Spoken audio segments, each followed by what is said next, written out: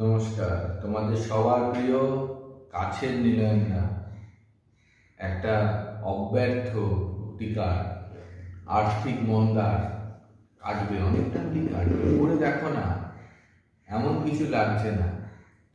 13টা নারকেল অথবা 13টা সশিস ডাব তুমি নিয়ে এসে বৃহস্পতিবার একটা হলুদ কাপড়ের ওপরে সেগুলোকে একত্রিত করে রেখে প্রত্যেকটাতে সিঁদুরের 3টে করে ফোঁটা দিয়ে একটা সুন্দর করে মালা পরিয়ে আরতি করো। পঞ্চপ্রদীপ, ধূপ, কর্পূর দিয়ে আরতি করে অন্তত পক্ষে 1 ঘন্টা মনস্কামনা করো ওখানে বসে।